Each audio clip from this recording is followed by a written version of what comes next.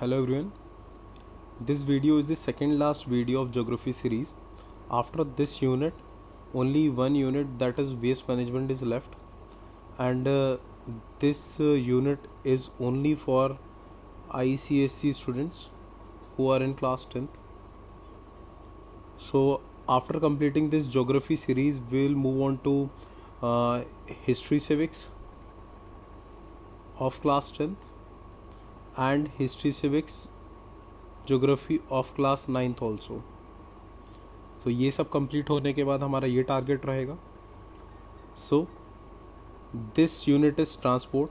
What is the meaning of transport, ये आपको already पता है. That transport is a way in which people travel from one place to another place, और the goods are travel from one place to another place. So उसी चीज़ को transport कहते हैं. In your day to day life you always use transport. For example, if you are coming to your school, you are using roadways. If you are going at your relative's place, you are basically using roadways or railways or airways. So all these things come under transport. किस चीज़ के through कोई चीज़, इंसान या फिर सामान एक जगह से दूसरी जगह कैसे जा रहे हैं, that is called transport. So what is the significance of transport? So economic benefit हैं से ट्रांसपोर्ट के क्या क्या हैं. Growth of industry and agriculture production in India. So due to transport हमारी जो इंडस्ट्रीज़ हैं, because industries needs raw material, right.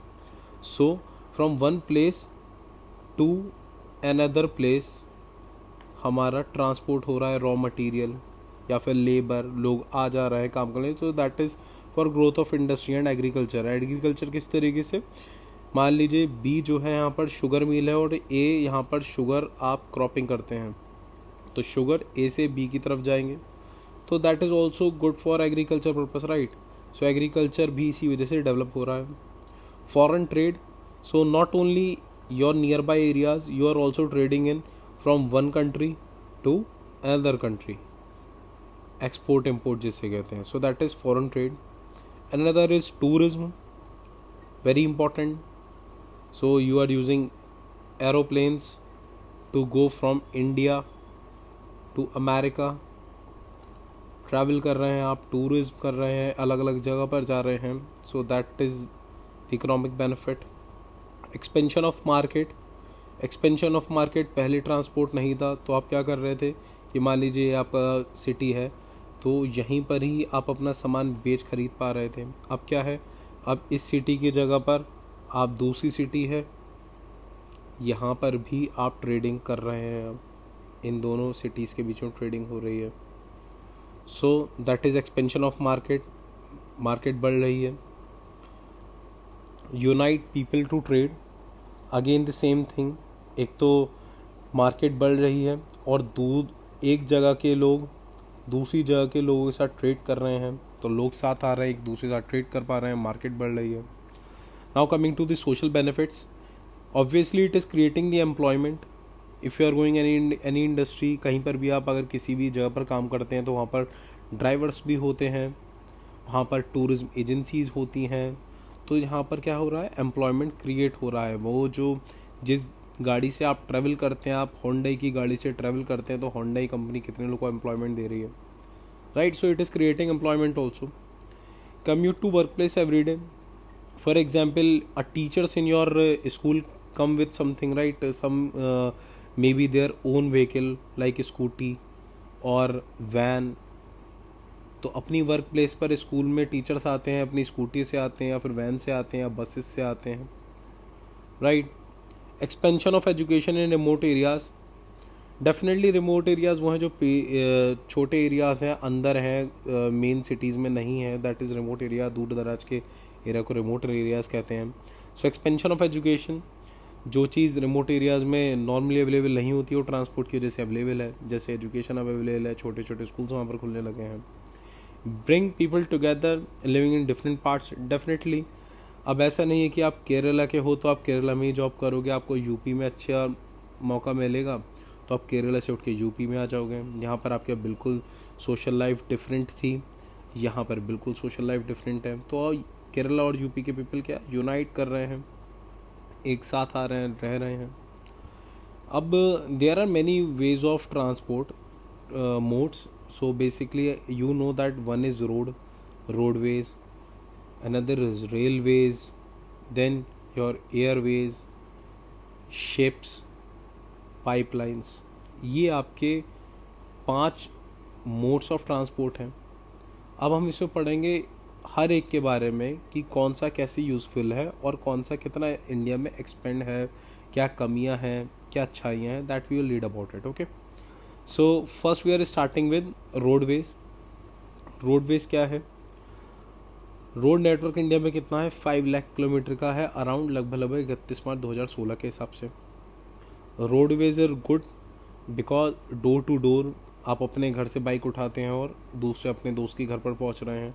So door to door आप जा रहे हैं और कोई सा ऐसा ट्रांसपोर्ट वे नहीं है कि इसमें आप बिल्कुल डोर टू डोर जा पाएँ. Road is also important for because roads can be constructed on high altitude areas, यानी कि चाहे आपका डेजर्ट एरिया हो, चाहे आपका एरिया हो हिल्स का, माउंटेन्स का, रोड्स कहीं पर भी कंस्ट्रक्ट करी जा सकती हैं.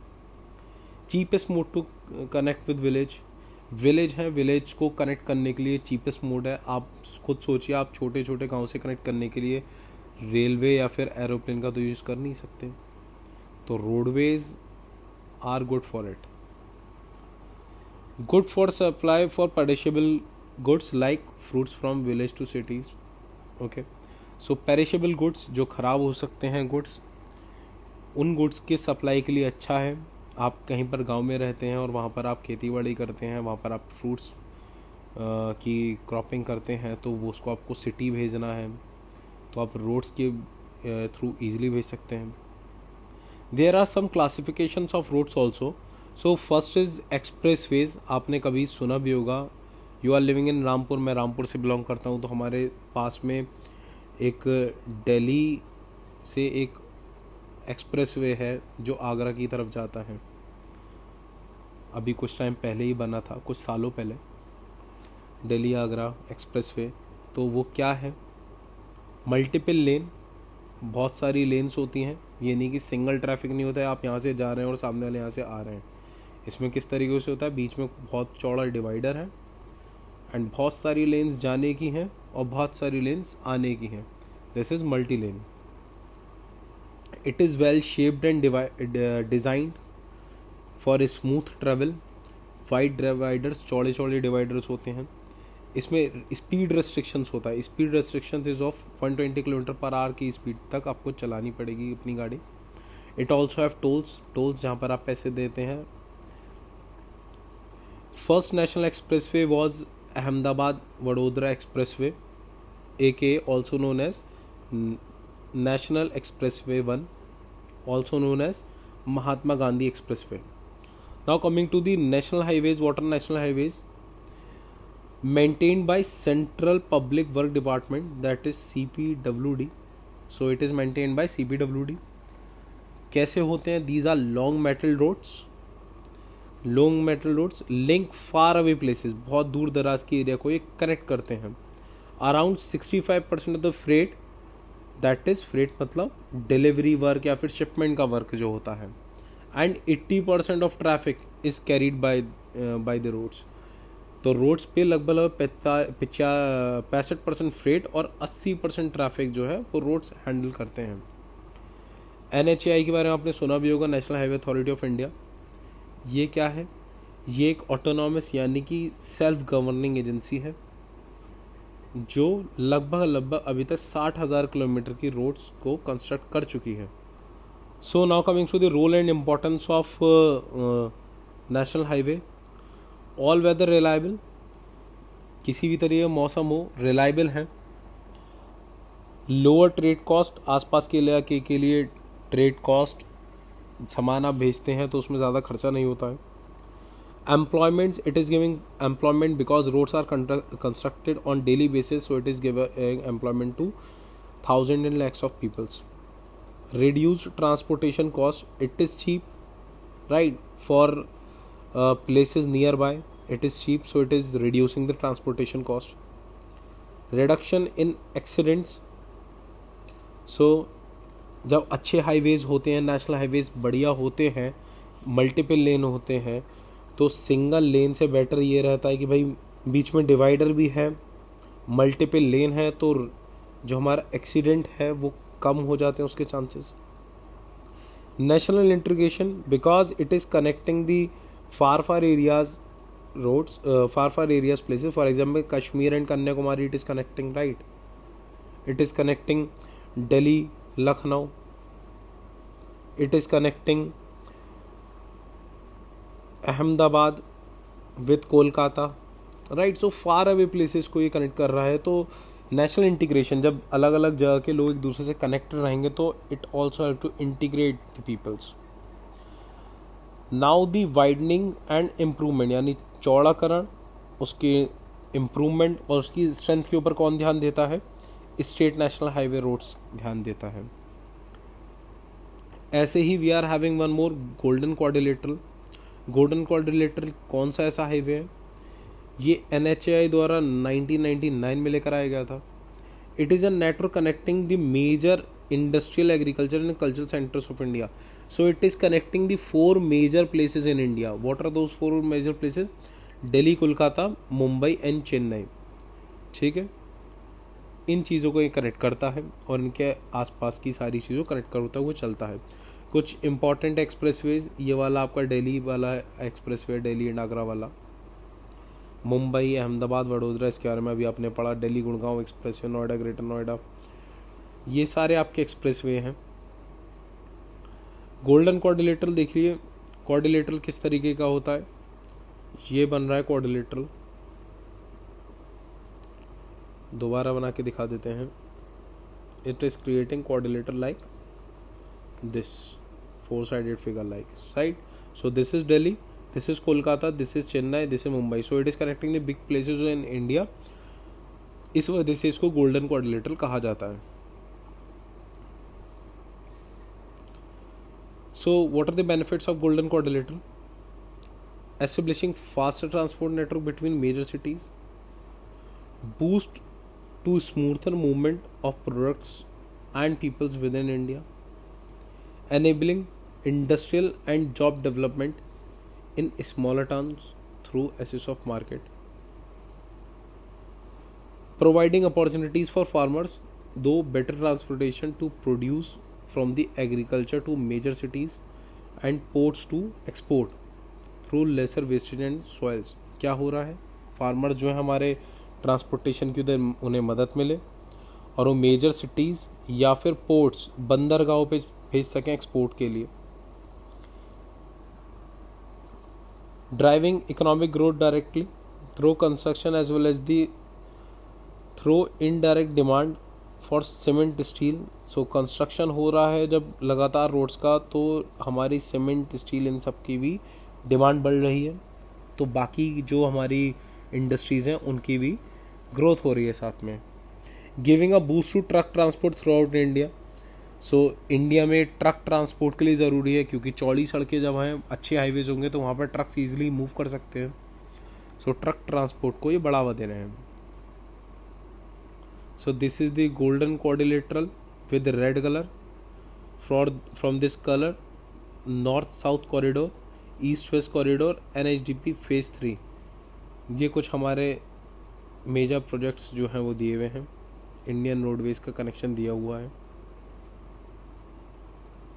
Now coming to the state highways. State highways कैसे होते हैं? State highways and rural road are developed and maintained by the various agencies of state and UT. So state highways and the rural areas, जो rural areas में roads हैं उनको development और उनका maintenance कौन करता है? Agencies of state and UTs.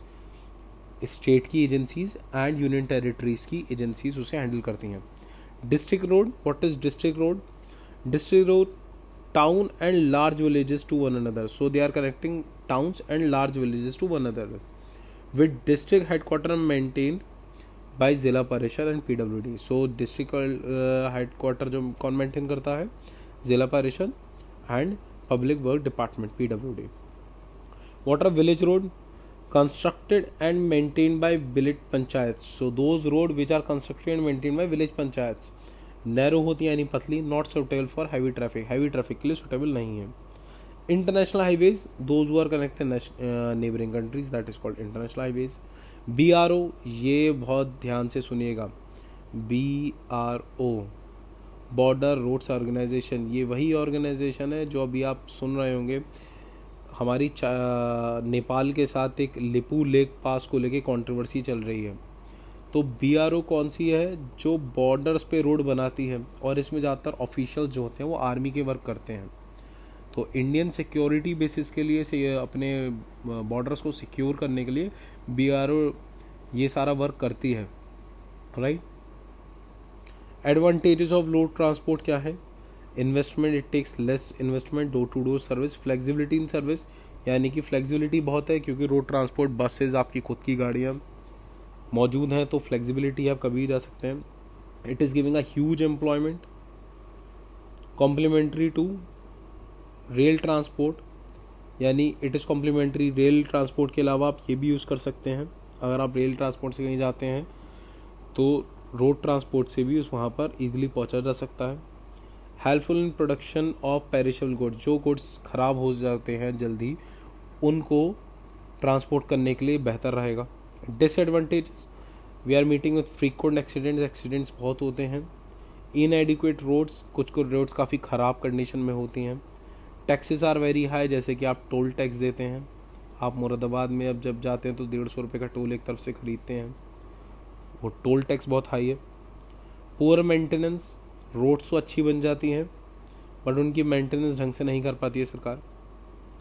Rising cost of petrol and diesel के दाम बढ़ते जा रहे हैं तो रोडवेज का इस्तेमाल करना और महंगा होता जा रहा है। अनसुटेबल फॉर लॉन्ग डिस्टेंस बल्कि रोड्स, और एक जगह से दूसरी जगह अगर आपको जाना हो and it is having a good distance between each other, तो वो चीज़ ठीक नहीं रहती है, रोड्स से जाना लोग अवॉइड करते हैं। और बल्कि गुड भारी सामान के लिए भी ठीक नहीं रहता है। Coming to another mode of transport, that is Indian railway. So Indian railway first it was came between Bombay to Thane 1853. Indian Railway is India's national railway system operated by Ministry of Railway. Ministry of Railways cooperate करती है. It is a government. It is run by the government as a public good and manages the fourth largest railway network. So it is the fourth largest railway network in the world by size, with a route of how much 67415 kilometre. मार्च के हिसाब से इतने kilometre तक के इसके track थे और गवर्नमेंट इसे हैंडल करती है, जिसमें जो ट्रैक्स जो पूरा एरिया उसमें 49% इलेक्ट्रीफाइड है एंड 33% आर मल्टी ट्रैक, जो इलेक्ट्रीफाइड 49% है और मल्टी ट्रैक कितने हैं 33%. So there are few types of gauges also. Gauges are पटरियाँ ट्रैक किस तरीके से होते हैं. मेनली इट इज़ ब्रॉड, जिसका साइज 1.676 मीटर होता है लगभग, और ये किस चीज़ में यूज़ आता है, most part of the country में ब्रॉड गेज ही है. was mainly installed to connect the major ports with other cities to facilitate the export of raw material to Britain by ships. Link major cities. So ये इसको install क्यों करा गया था, major port से, इस वजह से कि जिससे कि रॉ मटेरियल लेकर आए मेजर पोर्ट पे, जो कि एक्सपोर्ट हो पाए कहाँ पर, ब्रिटेन में एक्सपोर्ट हो पाए थ्रू शिप्स. मेजर सिटीज़ को ये लिंक करते हैं. इसके अलावा second is metre gauge. Metre gauge is 1 metre wide, mainly in this areas, northern UP, Bihar, Assam, western Rajasthan, Gujarat, Maharashtra, Karnataka, Tamil Nadu.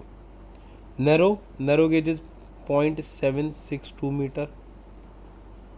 It is mainly in mountainous regions of Kalka, Shimla, Siliguri, Darjeeling.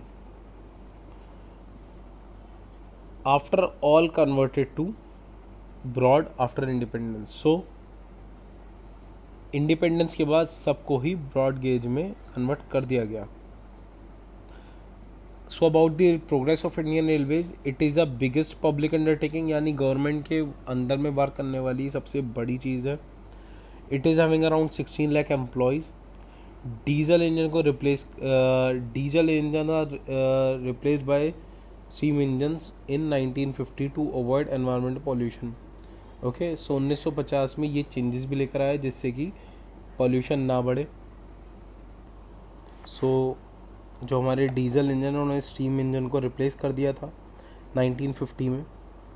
Air pollution therefore working on electrification, लेकिन diesel engine होने के बाद भी steam engine से कम तो है, लेकिन pollution diesel engine भी काफ़ी करते हैं।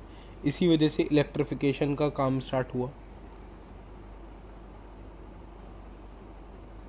एंड इसका जो डिस्ट्रीब्यूशन है कि रेलवे कितनी किस जगह पर होगी उसका डिपेंड करता है ट्रेन पे, यानी जोग्राफिकल लोकेशंस पे।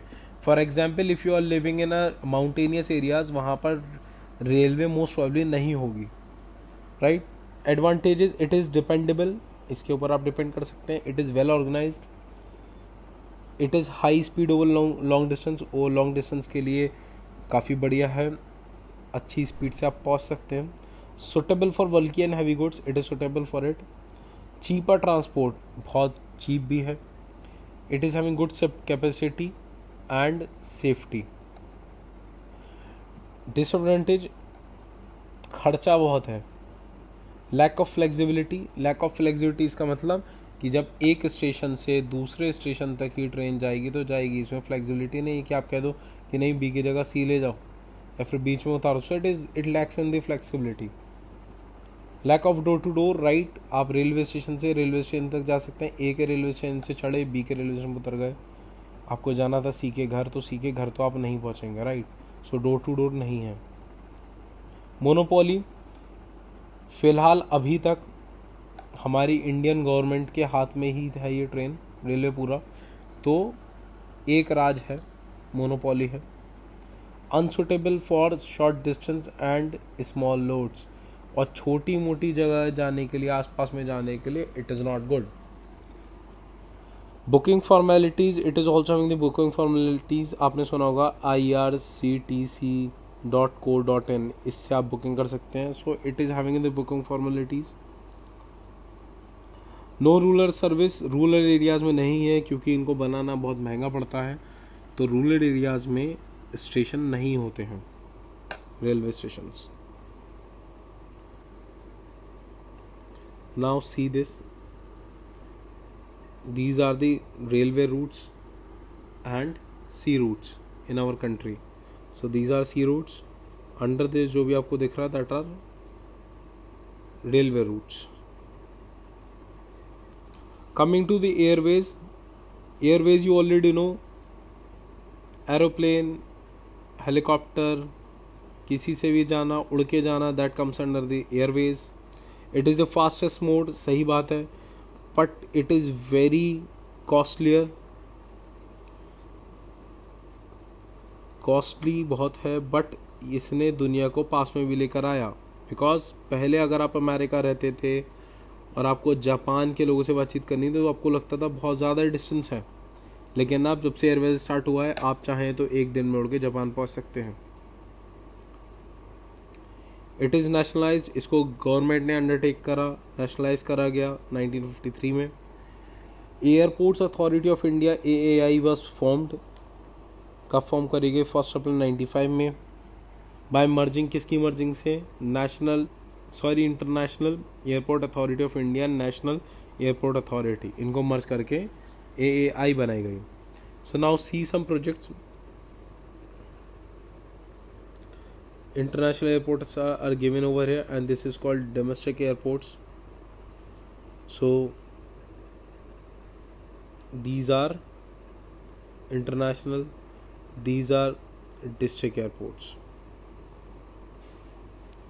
Now there are few classification, that is, one is international, domestic, permanence. International means we are traveling from one country to another country, so this is international. Domestic, you are moving from Uttar Pradesh to Andhra Pradesh, whatever that is, so that is domestic within the limits of our country. Permanence helicopter, this is a limited organization which is providing service to petroleum sector, ONGC, Oil India, state government public undertakings. तो ये वो service है जो इस तरीके से privately या फिर कुछ गवर्नमेंट के बॉडीज़ को सर्विस देती है एयर के।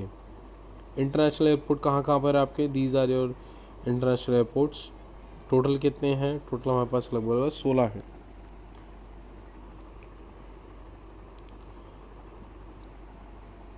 सो this is the map showing the Indian airways. These lines are telling you plane किस से किस जगह पर उड़ता है, कहाँ कहाँ पर उड़ता है। So this is our air traffic. So what are the advantages? Obviously it is very high speed, it is a quick service, no infrastructure investment, easy access, physical barrier is not here, natural route, हवा में आपको जाना है, it is already a natural route, इसको किसी construction की ज़रूरत नहीं है आपको। It also plays a important part in defense system of the country, right? Disadvantage, it is risky, yes definitely it is very risky। आप हवा में जा रहे हैं, कब प्लेन में कुछ हो जाए आप बचने लायक भी नहीं रहेंगे, राइट। वेरी कॉस्टली बहुत है, कहीं पर आसपास नहीं जाना। अगर आपको रामपुर में तो एयरपोर्ट है ही नहीं, खैर दिल्ली से अगर लखनऊ भी जाना है तो इस टाइम में आपकी जो फ़्लाइट लेट है वो 5,000 या 6,000 रुपये का टिकट होगा, या इससे ज़्यादा भी हो सकता है। सो कॉस्टली काफ़ी ज़्यादा है। Unreliable, it is also unreliable क्योंकि हमें नहीं पता होता वेदर कब चेंज हो जाए, तो इतनी रिलायबल नहीं है। इन्वेस्टमेंट इसमें बहुत सारा लगता है, बहुत ज़्यादा पैसा बहाना पड़ता है।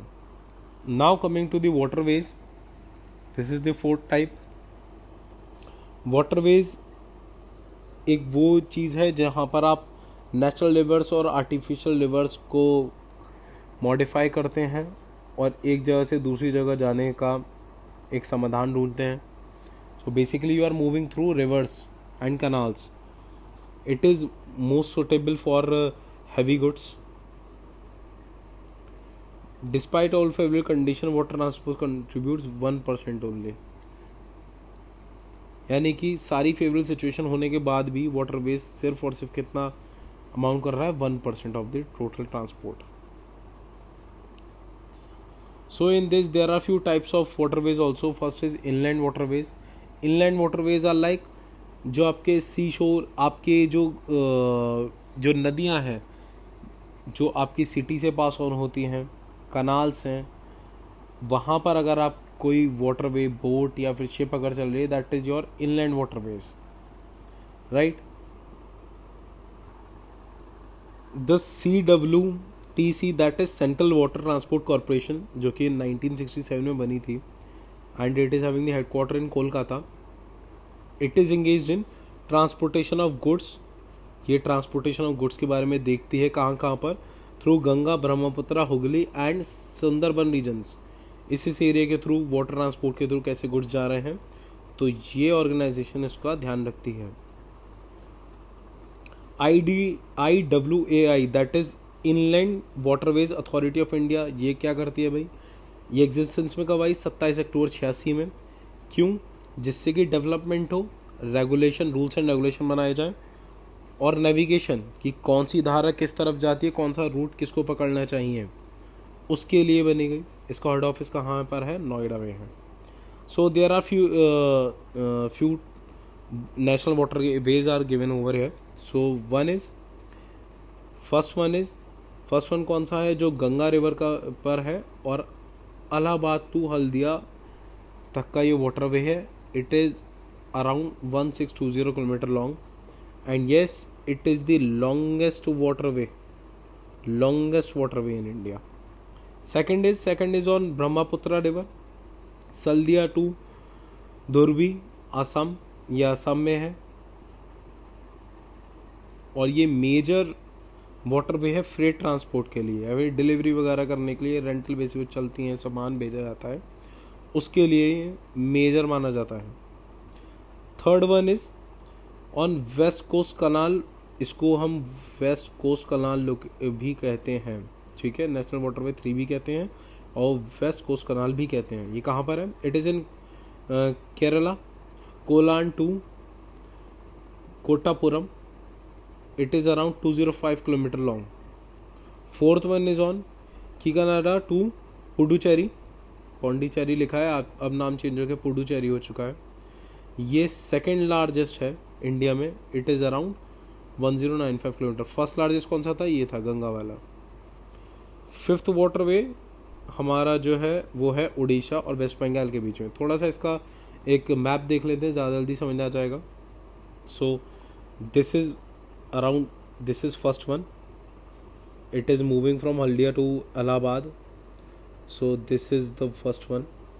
Second one it is given over here, this is second waterway। फिर इसके बाद आप this is fourth one, this is fourth one, this is third one, and this is fifth one। So these are the waterways given over here, and few details are also given over here.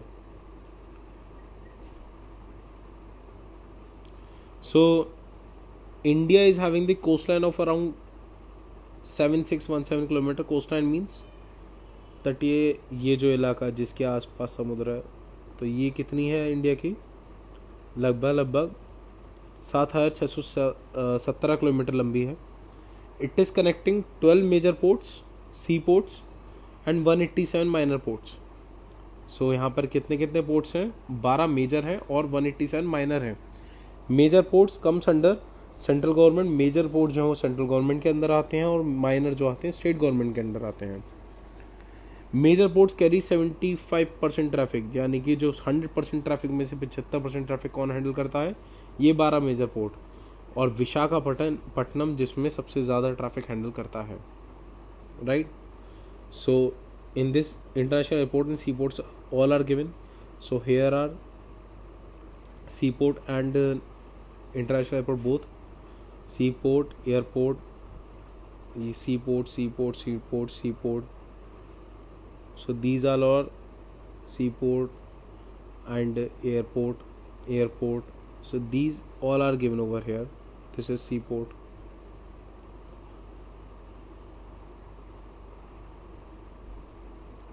So what are the advantages of waterways. Advantages क्या है, ये low cost maintenance, because हमें पानी के ऊपर चलना है, पानी की मेंटेनेंस आपको इतनी नहीं करनी पड़ेगी, रिवर्स में आप जाएंगे। So it is very less in maintenance, cheap बहुत है क्योंकि इसमें ज़्यादा आपका ईंधन खर्च नहीं होता है, चीप बहुत है क्योंकि पानी की ताकत से, due to hydro power it works, right.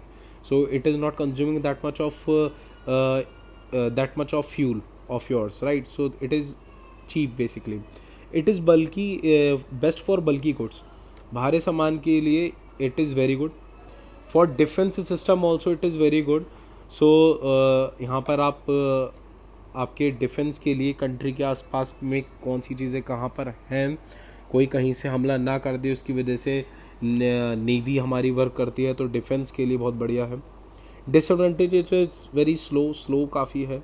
Monsoon failure, कहीं पर ज़्यादा बारिश की वजह से पानी कम बढ़ हो जाता है, बारिश हुई तो पानी कम हो गया और तूफ़ान आ गए पानी में। सो इट इज़ मॉनसून की वजह से दिक्कत आ जाती है। रिस्की बहुत है, राइट, क्योंकि पानी का बहाव कब कम हो रहा है, कब ज़्यादा हो रहा है, अस्थिरता हमेशा बनी रहती है। So it is risky as compare to others, right. Now first हमने पढ़ा था वाटरवेज में इनलैंड वाटरवेज, अब हम पढ़ रहे हैं कोस्टल शिपिंग, जो इसका सेकेंड पार्ट है वाटरवेज का। सो कोस्टल शिपिंग में क्या आ जाता है, India has largest merchant shipping fleet. Merchant आपका आ गया सामान बेचना ले जाना, right, relating to merchant, right. So India की लार्जेस्ट मर्चेंट फ्लीट है और 19th नंबर पे है पूरे दुनिया में। Involves movement of goods and passenger from one port to another with in a country. So coastal shipping का मतलब क्या है, एक जगह से दूसरी जगह पर गुड्स और पैसेंजर्स ट्रांसफ़र होते हैं one port to another ports, right. It is very economical, सस्ता काफ़ी है, फ्यूल सेव करता है, एनवायरनमेंट फ्रेंडली, पॉल्यूशन नहीं है। It is cheap also for carriage of bulky goods like iron, steel, iron ore, coal, timber. लंबी distances के लिए अगर आपको बल्की गुड्स भेजने हैं तो ये काफ़ी ज़्यादा चीप है। एडवांटेजेस, इको फ्रेंडली, चीप है, बर्डन कम कर रहा है रोड एंड रेलवेज़ का, एम्प्लॉयमेंट अगेन बहुत सारा दे रहा है। याद रखिएगा जितने भी आप ट्रांसपोर्ट में तरीके आपने पढ़े हैं ट्रांसपोर्ट के, उन सब में एक एडवांटेज एम्प्लॉयमेंट रेस करना तो आप लिख ही दीजिए, ये तो हो ही रहा है। एम्प्लॉयमेंट तो अब कोई सी चीज़ बन रही है एम्प्लॉयमेंट तो बढ़ेगा ही, तो जहाँ पर भी एडवांटेज है वहाँ पर एम्प्लॉयमेंट जरूर लिख के आना। Tourism, it is also creating tourism, जैसे कि श्रीनगर में अगर आप जाएंगे कश्मीर में तो वहाँ पर बोट्स, हाउस बोट्स होती हैं, जिसे वहाँ पर ये लैंग्वेज में शिकारा भी कहा जाता है, राइट। तो टूरिज्म पर्पज़ के लिए बहुत अच्छा है। कंपैरेटिवली लेस इन्वेस्टमेंट है इसमें। अच्छा, कुछ चीज़ें ऐसी हैं कि वाटरवेज में सारी फैसिलिटीज़ होने के बाद भी ये गिरता जा रहा है, मतलब ये बढ़ नहीं रहा। रोड्स और रेलवेज़ की तरह ये ऊपर नहीं बढ़ रहा है। क्यों नहीं बढ़ रहा है, इसके रीजंस क्या है? क्योंकि हमारी रोड एंड रेलवेज़ बहुत ज़्यादा डेवलप हो चुकी हैं, तो लोग उसी को यूज़ करते हैं। River water diverted for irrigation, river water हमारी कंट्री में इरीगेशन के लिए ज़्यादा यूज़ करा जाता है, उसको उस पर्पज़ के लिए ज़्यादा देखा जाता है as compare to waterways. Fast नहीं है, स्लो है काफ़ी, right. Seasonal variation water, season पानी जो है कम बढ़ होता रहता है अलग अलग नदियों में, कैनाल्स में, सो उसकी वजह से काफ़ी इफेक्ट पड़ता है, right. So this is our last fifth, that is pipeline transport. Fifth है हमारा, लास्ट है। So it is most convenient. देखिए पाइपलाइन ट्रांसपोर्ट क्या है, पाइप्स बिछे हुए होते हैं, उन पाइप्स के थ्रू लिक्विड्स या फिर गैस या फिर कभी कभार सॉलिड भी स्लरी फॉर्म में भेजे जाते हैं, राइट, पाइपलाइंस के through. So that is pipeline transport. It is convenient है, बहुत कन्वीनियंट है। इसका एग्जांपल आपको दे देते हैं। फॉर एग्जांपल हम नोएडा में रहते थे कुछ टाइम पहले, जहाँ हम अपनी कॉलेज लाइफ में थे, तो वहाँ पर जो हमारा फ्लैट था उसमें हमें गैस का सिलेंडर रखने की ज़रूरत नहीं पड़ती थी। क्यों नहीं रखनी पड़ती थी? क्योंकि हमारे यहाँ पाइपलाइन थी और उसका बिल आता था, मीटर लगा रहता था, तो हमें कभी सिलेंडर रखने की ज़रूरत नहीं पड़ती थी। हम अभी रामपुर में रह रहे हैं, हम सिलेंडर रखते हैं गैस का, यहाँ ज़रूरत नहीं थी, तो वहाँ पर मोस्ट कन्वीनियंट था। हमें बार बार कहीं बुकिंग नहीं करनी, कहीं नहीं जाना है, पाइपलाइन के थ्रू हमारी गैस आती थी, मीटर में जो का बिल चढ़ता था हम दे देते। कन्वीनियंट है। Economical mode of transporting liquid like petroleum products, natural gas, water, milk etcetera. So एक इकोनॉमिकल मोड है, क्योंकि बाकी किसी ट्रांसपोर्ट के थ्रू अगर भेजते हैं तो वेस्टेज काफ़ी हो जाती है। आपने देखा होगा अगर कोई सी लिक्विड फॉर्म में अगर कोई आप टैंकर्स के थ्रू चीज़ भेज रहे हैं तो लीक होती हुई जाती है, गिर जाता है, और खर्चा भी काफ़ी हो जाता है, तो इकोनॉमिकल नहीं है। It is new development in India. India में कुछ ही टाइम पहले ही स्टार्ट हुआ है, जिसकी वजह से रोड्स एंड रेलवेज पे इसने प्रेशर काफ़ी कम करा है। नया स्टार्ट हुआ, इसी वजह से आपके शहर रामपुर तक तो ये आया नहीं है, और काफ़ी टाइम भी लगेगा आने में, देखते हैं कब तक आता है। एडवांटेजेस, ये लिक्विड एंड गैस के लिए सबसे ज़्यादा सूटेबल रहता है। ये अलग अलग टेरेन यानी जोग्राफिकल लोकेशन अलग अलग तरीके की हो, पहाड़ी हो, किसी भी तरीके, इवन अंडर वाटर तक पाइपलाइंस डाली जा सकती हैं, राइट। सो अलग अलग जोग्राफी लोकेशंस में वर्क करेगा। लो एनर्जी कंजम्पशन, इसको भेजने में, इसका वर्क करने में आपका ज़्यादा कंजम्पशन नहीं होता है, लो एनर्जी कंजम्पशन है, so it is also an advantage. Maintenance इसकी बहुत ज़्यादा नहीं करनी पड़ती। It is safe and environment friendly, safe है और एनवायरनमेंट फ्रेंडली। अगर आप रोड के थ्रू भेजते तो उसमें पॉल्यूशन होता, तो इसमें पॉल्यूशन नहीं हो रहा है।